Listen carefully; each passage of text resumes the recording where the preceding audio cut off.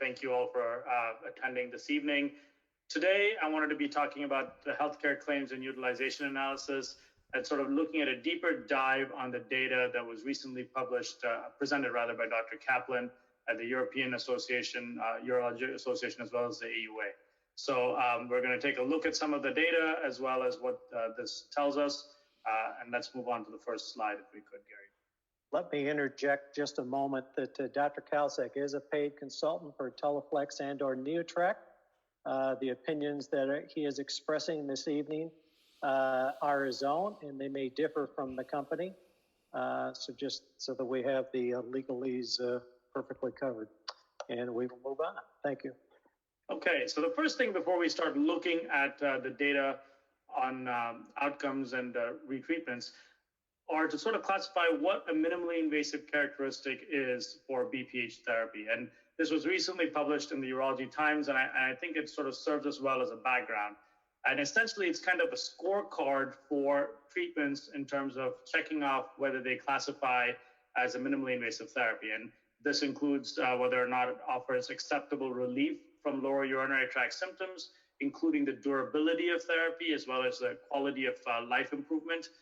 Is it associated with serious harms of surgery? And a minimally invasive therapy, to be truly considered a minimally invasive therapy, should avoid risks such as transfusion, significant incontinence risk, urethral stricture or bladder neck contracture, and sexual changes such as ED or ejaculatory dysfunction. Can this therapy be delivered in an office setting, and does it allow us to treat with a lower level of anesthesia than is traditionally used for surgical procedures? And finally, does it allow for a rapid recovery and quick return to life, as well as symptom relief? And I think that when you look at this scorecard in terms of different therapeutic options, we see that there are other treatments that are in this arena, and that allows us to look at this data that we're going to present this evening and sort of compare the different therapies that we have out there to see how they stack up against each other. So let's move on to the next slide. So healthcare claims and study allows us for a very large-scale analysis of real-world data across multiple procedures. First off, I'd like to start off by saying that Teleflex and the UroLift has had an amazing track record in terms of data and publications. There was a randomized control trial, which was the LIFT study, and it's the largest blinded prospective study of the prostatic urethral lift, included lift versus sham, and this really allowed it to get FDA approved. It proved the safety, efficacy, and durability of the UroLift system. Then there was the real-world retrospective study, which was not a randomized control trial, but still comprehensive and essentially looked at the real-world effectiveness of UroLift and included over 3,000 patients at 22 sites, and included patients who were treated with obstructive median lobe, also included patients who were treated in retention or had had previous other therapies for prostate cancer, and it confirmed what the LIFT trial did in terms of the safety and efficacy of the UroLift system. And finally, tonight, we're going to look at the healthcare claims analysis, which is a very large-scale, real-world insight that allows for assessment of different procedures simultaneously using consistent definitions, so it allows us to remove confounding variables. And this specifically looked at 35,000 claims from a large representative sample of the U.S. Medicare and commercial claims, and it essentially looked at the durability and retreatment of UroLift compared to some of the other surgical procedures that we have for BPH. So the objective of this study was to compare real-world rates and calculate hazard ratios for surgical retreatment and return procedures following treatments with minimally invasive surgery or traditional surgery. And the way this was done was a longitudinal observational analysis of Medicare and commercial outpatient claims between 2015 to 2019. And a multivariate Cox proportional hazard model was then used to calculate hazard ratios for the various things that we were looking at, which was either the surgical retreatment or postoperative return procedure. And utilizing a hazard ratio allowed us to account for potential differences in the treatment populations. Dr. Kalsek, do you want to kind of dive a little deeper into what hazard analysis actually is? Okay. Because many of our guests may not quite understand that. Sure, and I will start off by saying that I'm not a statistician, But my understanding of how this model works is that it allows us to remove or adjust for confounding variables, for example, age, comorbidities, when you're looking at a large group of patients. And it basically allows us to adjust for these variables to determine specifically what the question is. For example, in this case, if we're looking at retreatment rates for surgical procedures, other confounding variables are essentially eliminated by using a Cox hazard model. So you can answer that specific question comparing different population groups who've had procedures. Great, thanks. So the way this study was done was essentially a retrospective observational analysis on a representative sample of US Medicare and commercial medical claims. It's impossible to look at all claims. So essentially about 10 to 13% of claims were looked at, and this was done in a randomized fashion. And a representative claim sample of all those claims between 2015 and 2019 were reviewed. Then this was further broken down into outpatient claims, and then patients men who had a BPH diagnosis, and then looking specifically at certain index procedures that they underwent in an outpatient setting. And this included TURP, green light PVP, UroLift, as well as Resume. You can see that in that group of patients that were analyzed, TURP still was the most prevalent procedure done across the United States, followed by the green light, then the UroLift, and finally the Resume. I think there is some data bias in terms of the years of analysis, because 2015 and 16, UroLift was perhaps not being employed very much. So if you looked at 17 and 18's data, you may see different numbers coming up.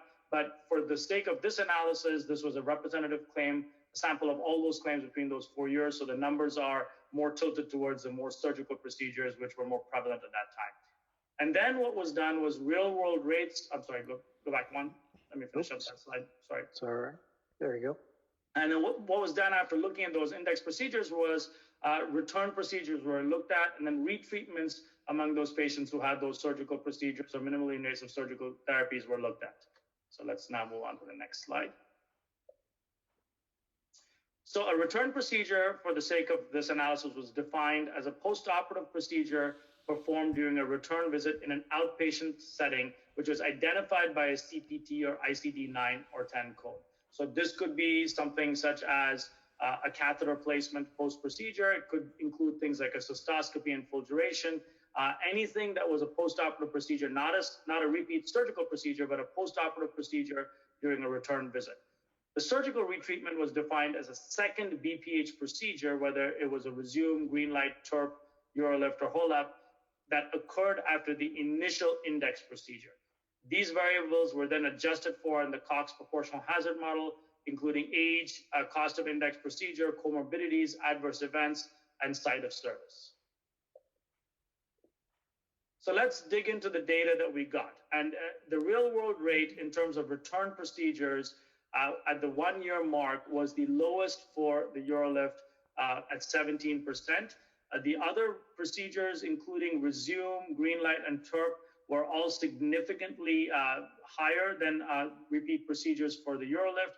Again, a repeat procedure is defined as any procedure identified with an ICD or CPT code in an outpatient setting. So most of these probably had to do with catheter placements, potentially follow-up cystoscopies. And you can clearly see, looking at this graph, that UroLift is the lowest of those of the different procedures in terms of retreatment rates.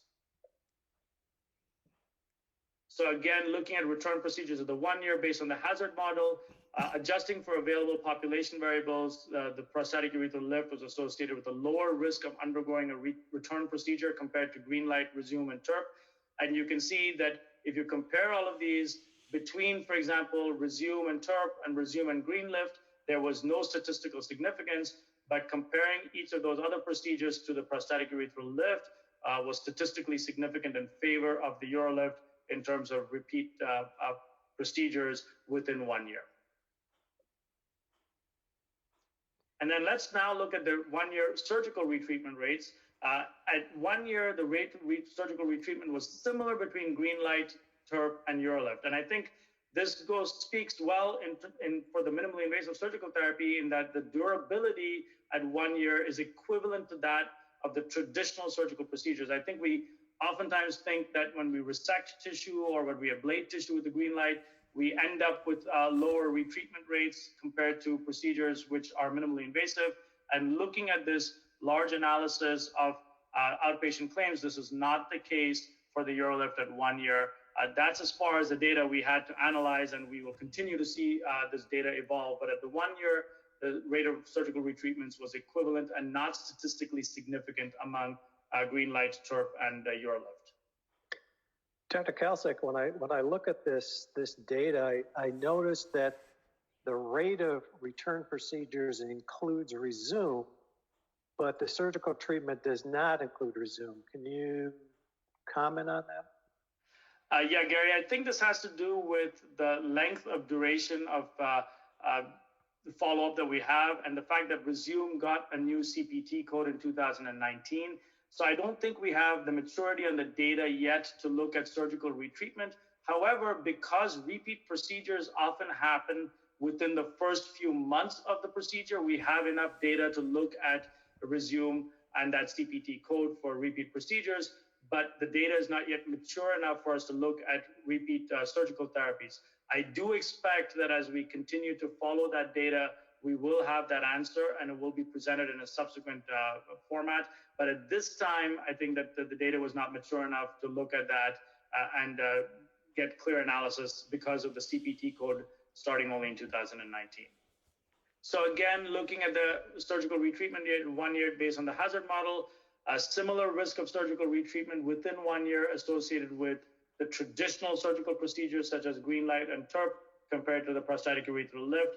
And the hazard ratio you can see between UroLift and green light, UroLift and TURP and green light were not statistically significant among any of them, which essentially means that at 1 year, looking at this healthcare claims data, the retreatments for all of those surgical procedures were equivalent and not statistically significant. So finally, in conclusion, 1 year return procedure rate was the lowest for patients who had the prostatic urethral lift at 17%. The 1 year surgical retreatment rate was equivalent between the prostatic urethral lift and similar to the TURP and green light. When you adjust for available population variables using the hazard modeling, UroLift was associated with a lower risk of returning to a repeat procedure compared to green light, Resume, and TURP. And there was a similar risk of surgical retreatment within 1 year associated among the three therapies. So I think that this is very valuable data, and this data from a large-scale real-world analysis can be utilized to aid patients and providers in making treatment decisions, including conveying to patients the retreatment rate and return procedure rates, which sort of clearly support that UroLift is a durable and efficacious therapy. So at this point, I think that was the last slide we had on this presentation, and I'm happy to stop here and take any questions that anyone may have, and thank you very much for your attention this evening.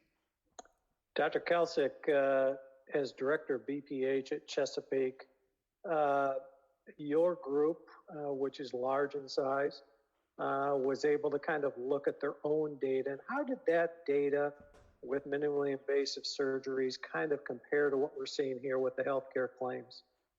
So we did sort of look at data within United Urology and Chesapeake specifically, and I would say that our data was similar to what we found in this publication, in that the retreatment rates, surgical retreatment rates between the therapies was equivalent. We actually had data going out to 3 to 4 years and found that the retreatment rate from a surgery standpoint was very similar between UroLift and green light and transurethral resection prostate. So I think that it matches up with what we saw within our data as well. And Dr. Kalsik, how does this data impact the conversation that you have with a patient when he looks you in the eye and he says, Dr. Kalsik, what do you think I should do here with my BPH? Sure, and I think, if you go back to that initial scorecard at the very beginning as to what constitutes a minimally invasive surgical procedure, it all has to do with a couple of things. I think it's matching patient expectations, understanding what their outlook in terms of expectations for the therapy are, Also, clearly, prostate shape and size play a large factor in the discussion.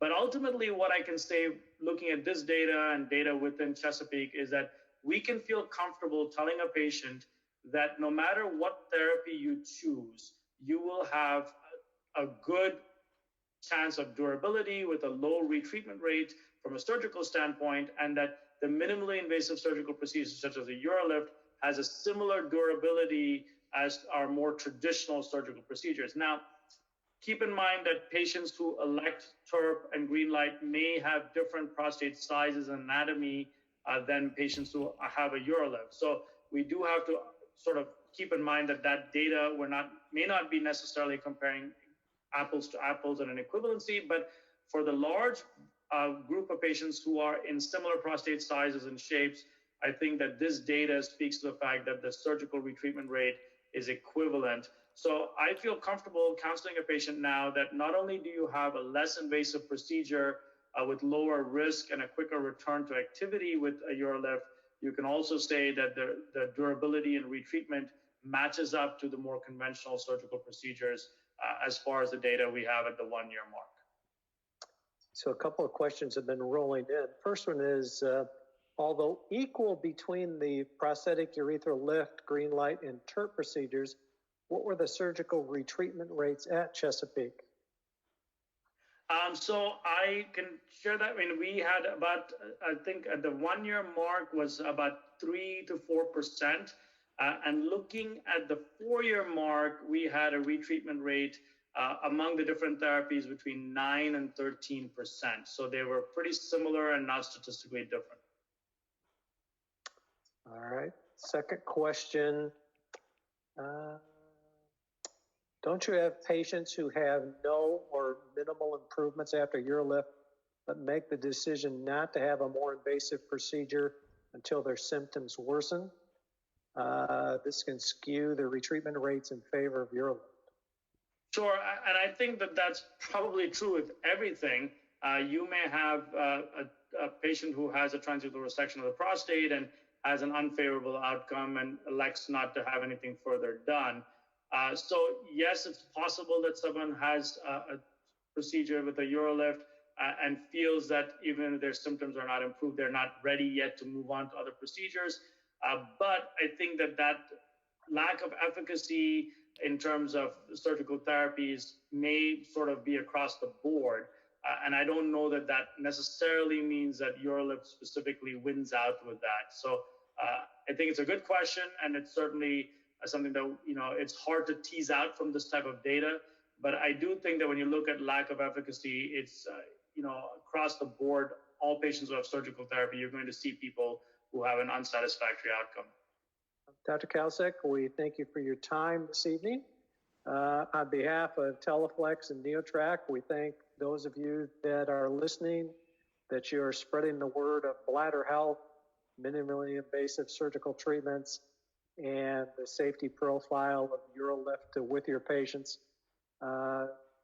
There's few procedures that have so few risks and so high a benefit to the patient. And we hear it every day about patients saying that, I should have had this done 2 or 3 or 4 years ago.